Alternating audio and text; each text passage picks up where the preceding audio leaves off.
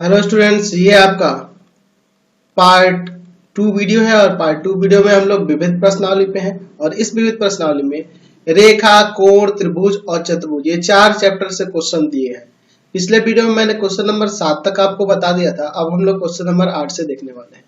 बगल की आकृति में ए बी लंब है एडी पर, ए बी लंब है एडी पर लंब है 90 पर नहीं देखना ना।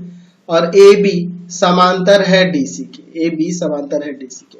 कह रहा है एंगल डी बी सी बराबर में 28 degree. Angle D B C 28 degree है। Angle B C E 65 degree है। तो एक्स और वाई का मान ज्ञात करें। हमें एक्स और वाई का मान ज्ञात करना है। चलिए देखते हैं क्या दिया हुआ है और क्या ज्ञात करना है। दिया है ए बी लंब है एडी पर, ए बी समांतर है डीसी के।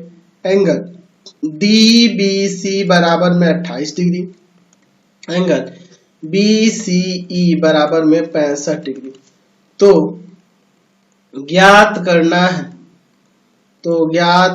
है एक्स तथा वाई। एक्स तथा वाई का मान हमें ज्ञात करना है। चलिए अब इसका हम लोग हल देखते हैं। बहुत ही सिंपल सा क्वेश्चन है।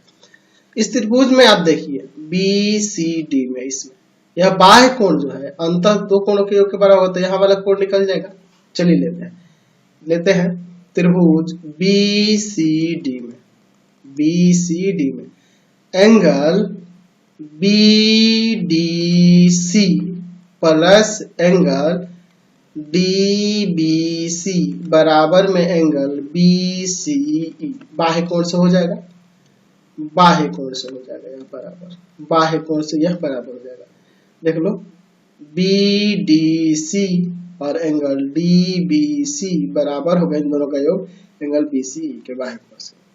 तो हमें ये निकालना है बी डी सी और ये हमारे पास ऊपर दिया हुआ है, देख रहे हैं ना, डी बी सी आपका कितना दिया है 28 डिग्री दिया है और बराबर में यह दिया है 65 डिग्री। इसको लेकर घटाते हैं तो बी डी सी बराबर में घट के 37 आ जाएगा। इसमें से घटेगा तो 37 आ जाएगा। कोई दिक्कत नहीं है, घटा सकते हो, 37 आ जाएगा। ठीक है, तो यहाँ 37 यह आ गया, ये 37 हो गया। और चूंकि यह इसके समांतर है तो यहाँ बी डी आपका तिर्यक रेखा होगा तो यह 37 है तो एक्स भी आपका 37 हो जाएगा। 37 हो जाएगा ना जी। चलिए तो यहाँ पे लिख देते हैं एंगल ए बी डी बराबर में एंगल बी डी सी। क्यों? क्योंकि ए बी समांतर दिया है डीसी के और इसलिए एकांतर अंतःकोण से यह हो जा रहा है, एकांतर अंतःकोण से यह हो जा रहा है। तो यहाँ पे ए बी डी की बात कर रहे हैं तो ए बी डी यानी एक्स की बात हो रही है। एक्स आपका 37 डिग्री हो गया।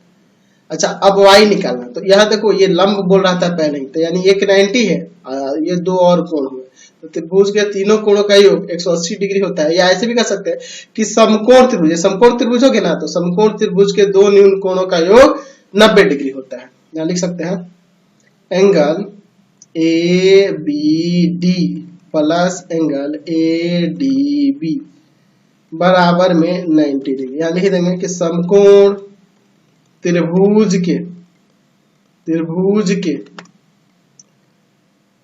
न्यून कोणों का योग, न्यून तो ही ना न्यून कोण होंगे, न्यून कोणों का योग 90 डिग्री होता है, 90 डिग्री होता है। देखिए अब ध्यान से यहाँ पे अगर हम लोग बात करें ए बी डी की तो ए बी डी यहाँ 37 है और ए डी बी की, ए डी बी यानी कि वो जो वाई है तो उसको लिख देते हैं वाई और इसको लिख देते हैं 37 प्लस वाई बराबर में 90। यह ले जाकर उधर घटा देंगे तो वाई बराबर में कितना जाएगा 53 आ जाएगा ना, 37 घटेगा तो 53 53 आ जाएगा, 53 आ जाएगा। तो हमने एक्स और वाई का मान निकाल दिया, तो यही तो निकालना था ना। चलिए अगला क्वेश्चन देखा जाए। क्वेश्चन नंबर 9 कह रहा है बगल के चित्र में एंगल ए बराबर 62 डिग्री है, एंगल ए बी सी बराबर 54 डिग्री है, ये 54 डिग्री है। यदि बीओ और सीओ त्रिभुज ए बी सी के एंगल ए बी सी और एंगल ए सी बी के समद्विभाजक है, यानी इनको दो दो बराबर भागों में बांट रहे हैं, यह इसके बराबर है, यह वाला पार्ट इसके बराबर है। तो हमें क्या ज्ञात करना है, एंगल ओ सी बी यह वाला और एंगल बी ओ सी यह वाला, ये दो ज्ञात करना है। चलिए देखते हैं क्या दिया है और क्या निकालना है। दिया है एंगल ए बराबर में 62 degree angle A B C बराबर में 54 डिग्री। अच्छा लिख देंगे कि बीओ और सीओ क्रमशः एंगल ए बी सी और एंगल ए सी बी का समद्विभाजक है, देखिए समद्विभाजक कह रहा है ना जी। चलिए हमें क्या ज्ञात करना है, तो ज्ञात करना है पहला में एंगल ओ सी बी और दूसरा में एंगल बी ओ सी। चलिए इसको देखते हैं, इसका हल देखते हैं, बहुत ही सिंपल सा है। अच्छा पहले हम लोग ये समद्विभाजक का ही खेल लेते हैं। कह रहा है कि बीओ और सीओ क्रमशः एंगल ए बी सी तथा एंगल ए सी बी का समद्विभाजक है। अच्छा जब ये समद्विभाजक है तो यहां हम लिख सकते हैं कि एंगल ओ बी सी बराबर half of angle A B C तथा ये भी लिख सकते हैं angle O C B equal to half of angle A C B. समझ गए ना बात को? यहाँ वाला एंगल, यह एंगल जो होगा इस पूरे का आधा होगा क्योंकि ये समद्विभाजक है, और यहाँ वाला एंगल भी इस पूरे का आधा होगा। ठीक है, चलिए जब ये इतना निकाले हैं तो हम लोग इसका काम कर लेते हैं। यह वाला एंगल पहले निकाल लेते हैं, तभी नहीं ये हम लोग निकाल पाएंगे। तो यहाँ पे अगर हम लोग बात करें, या फिर एक और काम कर सकते हैं, हम लोग क्या कर सकते हैं कि यह पूरा सी निकाल कर, ये पूरा एंगल सी निकाल लेंगे। त्रिभुज के तीनों करोगे 180 तो सी नहीं निकल जाएगा जी, और उसका आधा कर देंगे तो यह निकल जाएगा। ठीक है, लेकिन इसकी जरूरत भी पड़ेगी आगे, तो पहले इसी को यहाँ पे दिखा देते हैं। एंगल ओ बी सी जो है half of angle A B C, तो ए बी सी आपका कितना है? ए बी सी है 54, इसको काट देंगे 27 बार में, तो एंगल ओ बी सी कितना आ गया? 27 डिग्री आ गया। ठीक है, अब देखिए इसके बाद मैं क्या करता हूं। अब यहाँ पे चलते हैं त्रिभुज ए बी सी में। ठीक है, एंगल ए दिया हुआ है, एंगल बी लिखो, या फिर इसका नाम पूरा एंगल ए बी सी भी लिख सकते हो। एंगल सी लिखो या एंगल ए सी बी भी लिख सकते हो, बराबर में 180। एंगल ए को एंगल बी ए सी भी लिख सकते हैं। चलिए क्यों होता है? तो त्रिभुज के तीनों कोणों का योग 180 डिग्री होता है, 180 डिग्री होता है, इसलिए यह हो गया। चलिए अब देखिए एंगल ए कितना है? 62 डिग्री है। एंगल ए बी सी यानी बी कितना है? ए बी सी आपका दिया हुआ है 54 डिग्री। ठीक है, अच्छा और उसके बाद एंगल ए सी बी यानी कि एंगल सी हमें निकालना पड़ेगा, तो इन दोनों को जोड़ते हैं और उधर ले जाकर घटाते हैं। चलिए दोनों को जोड़िए, तो यहाँ पे तो यह दोनों जुड़ के हो जाएगा 4 2 6 और 6 5 11 116 plus angle A C B बराबर में 180 डिग्री। इसको ले जाकर उधर घटाते हैं, तो ए सी बी बराबर 180 में से 116 घटा देंगे। ठीक है, तो यहाँ से एंगल ए सी बी जो होगा वह कितना आ जाएगा? यहाँ से आपका आ जाएगा 64 डिग्री ना, 64 आ जाएगा 64 डिग्री। हमें निकालना है एंगल ओ सी बी, तो O C B angle A C B का आधा है, ऊपर हम लिखे हैं, देखो यहाँ पे लिखे है ना जी, लिखते हैं चूंकि angle O C B half है एंगल ए सी बी का, तो यहाँ से हो जाएगा 1/2 इंटू 64 डिग्री। काट देंगे यहाँ से, 32 बार में कटेगा, तो यहाँ से हमने निकाल दिया एंगल ओ सी बी बराबर में 32 डिग्री। ठीक है, 32 डिग्री। ये देखिए ये वाला मैंने अभी ऊपर निकाला था शुरू में 27 डिग्री, यह निकाल दिया 32, तो तीसरा त्रिभुज का कोण नहीं आ जाएगा जी। त्रिभुज बी ओ सी में चलेंगे तो त्रिभुज बी ओ सी में angle O B C plus angle O C B और plus angle B O C बराबर में 180 डिग्री हो जाएगा ना।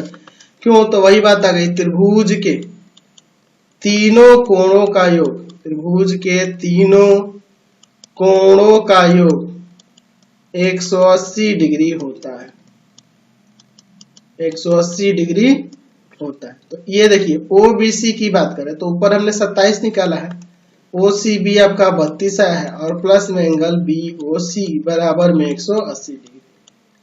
ये दोनों को जोड़ देते हैं, 7 2 9 और 3 2 5, 59 प्लस में BOC बराबर में 180 डिग्री। इसको ले जाके उधर घटा देते हैं, यहाँ पर कितना आ जाएगा, हो जाएगा यहाँ एंगल BOC बराबर में 180 में से 59 घटा देंगे तो आपका 121 डिग्री आ जाएगा, 121 डिग्री। तो यह भी निकल गया और यह भी निकल गया, दोनों हमें निकालना था, हमने निकाल के दिखा दिया। चलिए अगला क्वेश्चन देखा जाए, क्वेश्चन नंबर 10।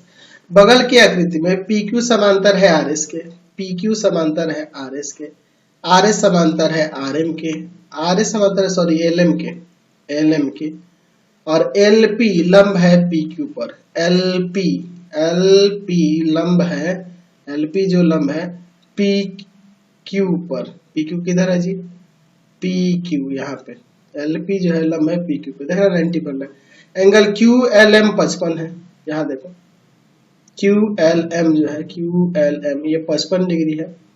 तो हमें XYZ ज्ञात करना है, देख रहे हैं ना, XYZ इसको ज्ञात करना है। चलिए इसका देखते हैं, दिया क्या है पहले लिख लेते हैं। दिया है PQ है समांतर RS के, RS जो है समांतर LM के, LP है लंब PQ पर, और एंगल QLM बराबर में है 55 डिग्री।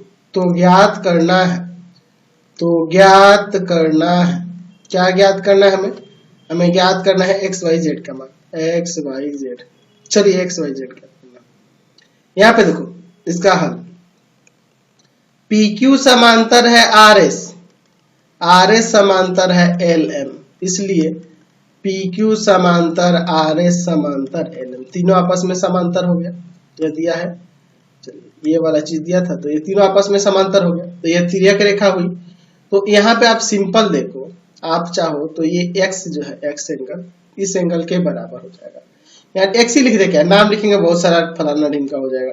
चलिए लिख देते हैं X जो है बराबर हो जाएगा एंगल SLM के, SLM या QLM कर देते हैं, QLM के।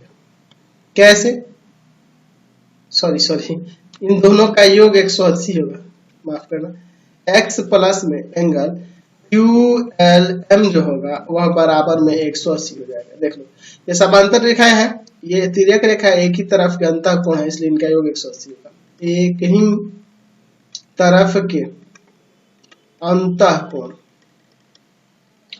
चलिए अब देखिए ये x निकालना है हमें, और यह QLM है 55 बराबर में 180, ये जाके उधर घटा देंगे तो x का मान यहाँ से कितना आ जाएगा, 125 डिग्री। अच्छा x y के बराबर होगा संगत कोण के युग्म से ना। चलिए तो यहाँ लिख सकते हैं, चूंकि एंगल y जो है, या सिर्फ y लिखो, y जो है बराबर है x के, कैसे, संगत कोण से, संगत कोण के युग्म है, इसलिए y बराबर भी क्या हो जाएगा आपका 125 हो जाएगा। अब रही बात z की, तो यहाँ पे हम लोग दो तरीके से देख सकते हैं। ये देखो यह इसके समांतर है, यह 90 है यहाँ पे, तो वहां पे भी 90 होगा।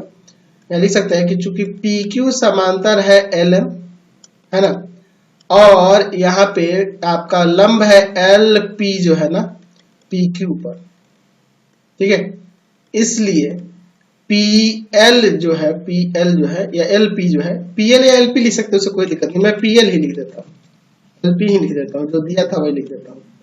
LP लंब है PQ पर, है ना, इसलिए यहाँ कह सकते हैं कि यह जो आपका LP है लंब हो जाएगा LM पर भी, ये इस पे लंब है, तो यह LP जो है यह लंब हो जाएगा LM पर भी, यानी कि यहाँ टोटल आपका 90 डिग्री होगा, यानी कि एंगल PLM बराबर में 90 डिग्री। तो यह PLM दो कोण से बना है, एक Z से, एक Z है, और यह नाम लिख देते हैं पहले, एंगल Z की जगह पे लिख सकते हैं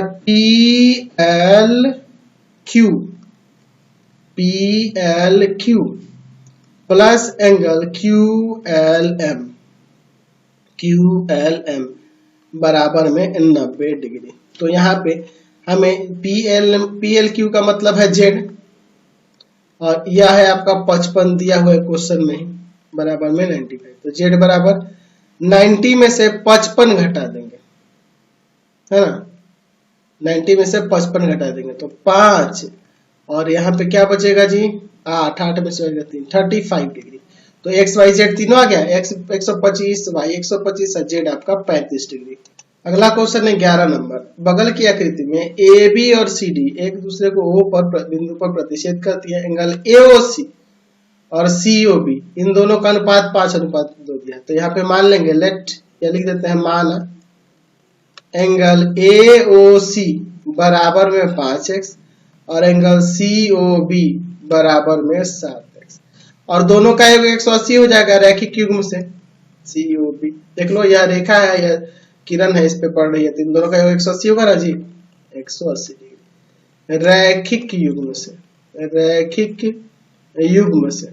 चलिए, तो ये आपका 5x, ये आपका 7x बराबर में 180, तो 7 5 12x बराबर में 180, यानी कि 100x बराबर में 180 बटा में 12, 12 एकम 12, 12 पंजे 60। x का मान कितना गया 15 आ गया, x का मान 15 आ गया। ठीक है, तो जब x का मान 15 आ गया तो एंगल AOC जो होगा, AOC 5x था तो 5 गुना 15 75 डिग्री हो जाएगा।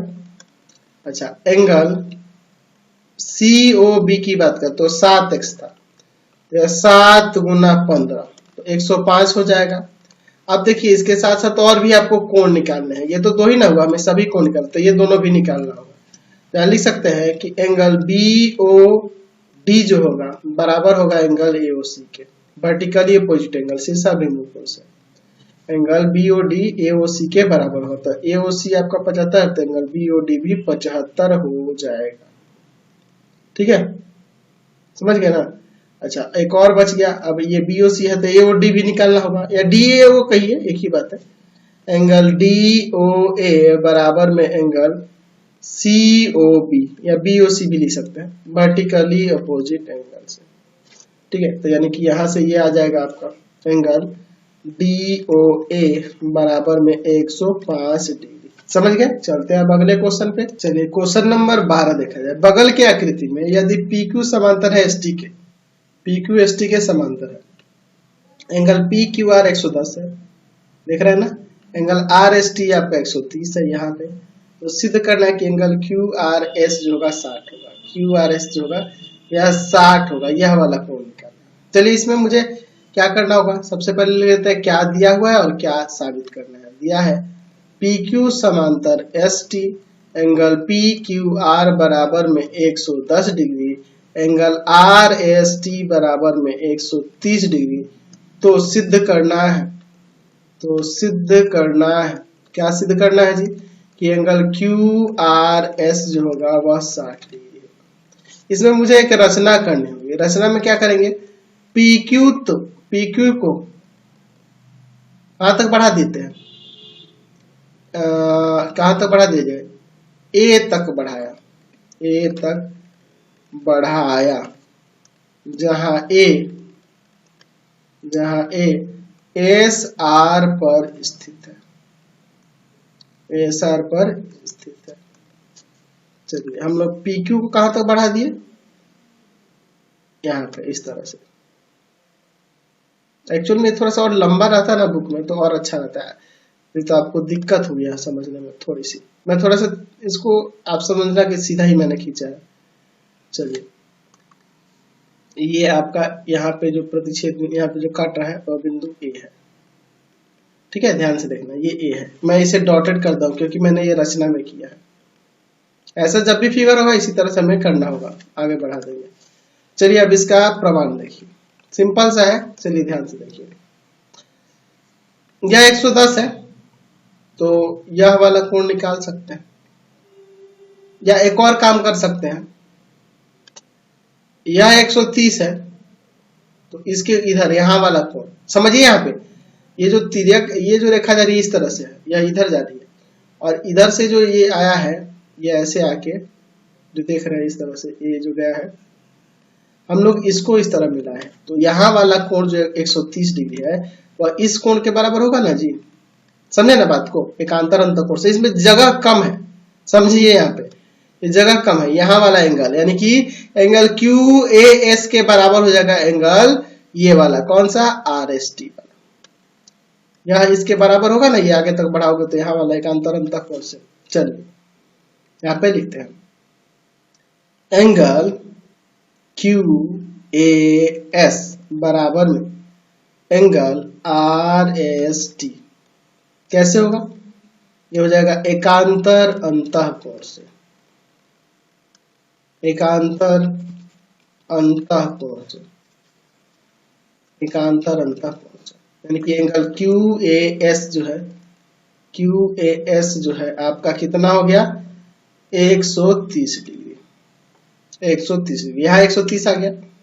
अच्छा इसके साथ वाला ही कोण निकाल लेते हैं, इसी को निकाल लेते हैं, एंगल QAS और प्लस में उसके साथ जो आसन्न कोण है एंगल RAQ बराबर में 180 डिग्री हो जाएगा रैखिक युग्म से, रैखिक युग्म से।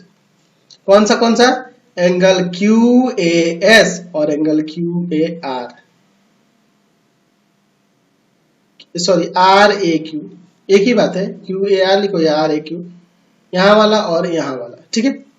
चलिए देखते हैं, तो एंगल QAS 130 है, एंगल RAQ हमें ज्ञात करना होगा, इसको ले जाकर उधर घटा देते हैं। RAQ जो होगा ना, एंगल RAQ यह आपका आ जाएगा 50 डिग्री, 50 डिग्री, यह 50 डिग्री हो गया। तो इन दोनों अंतः कोणों का योग यह बाह्य कोण बराबर होगा ना जी। तो एंगल RAQ हम लोग किसमें देख रहे हैं, त्रिभुज QRS में, QRA में, QRA में, ठीक है, एस अलग है, QRA में इसमें। तो एंगल RAQ प्लस एंगल जो हमें निकालना है QRS, जो साबित करना है, बराबर हो जाएगा किसके, तो एंगल PQR के संगत, ये आपके बाह्य कोण से, बाह्य कोण से, बाह्य कोण है ना जी, दो अभिमुख अंतः कोण के बराबर होगा। तो यहाँ पे एंगल हम लोग RAQ निकाल चुके हैं 50 और हमें QRS निकालना है, साबित करना है, और PQR 110 दिया है, तो इधर ले जाकर उधर घटा दो, तो एंगल QRS जो होगा 60 डिग्री हो जाएगा, यही ना मैं साबित करके दिखाना था। चलिए हो गया 60 डिग्री। चलते हैं अब अगले क्वेश्चन पे। चलिए अगला क्वेश्चन देखिए 13 नंबर, बगल की आकृति में सिद्ध करो कि x y z और w का योग 360 होगा, x y z w, ठीक है, x y z w इन चारों का योग जो होगा 360 डिग्री होगा। ये तो हमें पता है क्यों होता है, लेकिन चलिए इसको साबित करके दिखाते हैं। चलिए यहाँ पे हम लोग एक रचना करते हैं, रचना में क्या लिखेंगे, किसी को भी आप OC को बढ़ा दो, आप OD को बढ़ा दो, आप BO को बढ़ा दो, हम लोग लिख देते हैं BO को E तक बढ़ाया, किसी को भी बढ़ा सकते हो, उससे कोई फर्क नहीं पड़ता, कोई भी एक बढ़ा दो। चलिए ये आपने BO को बढ़ा दिया E तक, ठीक है, यह E हो जाएगा, यहाँ पे इसे डॉटेड कर सकते हैं, कोई दिक्कत नहीं है, ठीक है। चलिए ये आपका E हो गया। अब देखो यहाँ पर यह एक BOE, इसलिए BOE एक रेखा हो गई, एक रेखा है, और रेखा के तरफ देखो ये किरण है इस पे, तो इन दोनों का योग 180 होगा ना जी। चलिए तो एंगल AOB और प्लस एंगल AOE बराबर में 180 डिग्री रैखिक युग्म से, रैखिक युग्म से, समझ गए ना, यह रैखिक युग्म से। तो ये तो आपका x है, एंगल AOE ऐसे ही रख देते हैं बराबर में 180, ये समीकरण 1 ले लेते हैं। उसी तरह से एंगल DOE, देखो ध्यान से, DOE plus angle DOC plus angle BOC बराबर में 180, ये हो जाएगा। ये भी देखा है, इस पे कितनी भी किरणें हैं, इन सब का योग 180 ही होगा। DOE अभी तो इसका कुछ नाम नहीं है, यहाँ DOC का Z है और BOC का Y है, ठीक है, बराबर में 180। समीकरण 2, दोनों को जोड़ देते हैं। समीकरण 1 तथा 2 को जोड़ने पर, समीकरण 1 तथा 2 को जोड़ने पर। चलिए जोड़ के देखते हैं, जोड़ेंगे तो क्या हो जाएगा। ठीक है, x प्लस में angle AOE plus angle DOE plus angle Z और फिर y बराबर में 180 प्लस 180। ध्यान से देखो, x AOE ऊपर ये है AOE और DOE मिलके ये पूरा हो जाएगा ना, पूरा यानी कि W, इन दोनों को मिलाकर और W हो जाएगा। ठीक है, W और प्लस ये Z और प्लस Y बराबर में 360। तो यहाँ से इसको आप सही करके लिख दो, x y z और W लाइन से मैंने लिख दिया बराबर में 360। यही ना हमें साबित करके दिखाना था। तो इस वीडियो को हम लोग यहीं पे एंड करते हैं। नेक्स्ट वीडियो में आगे क्वेश्चन को देखेंगे। आपको हमारे 3 चैनल को सब्सक्राइब करना होगा। पहला है path finder classes Chhapra, path finder classes Chhapra. दूसरा है भारती भवन रविकांत सर, भारती भवन रविकांत सर, रविकांत सर। और तीसरा चैनल है रविकांत सर के नाम से, रविकांत सर के नाम से। तीनों चैनल को सब्सक्राइब करेंगे। इससे रिलेटेड वीडियो के लिए सीधे डिस्क्रिप्शन में जाएंगे और इससे संबंधित नोट्स के लिए www.ravikansir.in पर जाएंगे। ravikansir.in पर जाकर वहां से आप सभी क्लासेस के नोट्स को भी डाउनलोड कर सकते हैं, पढ़ सकते हैं। Thanks for watching the video.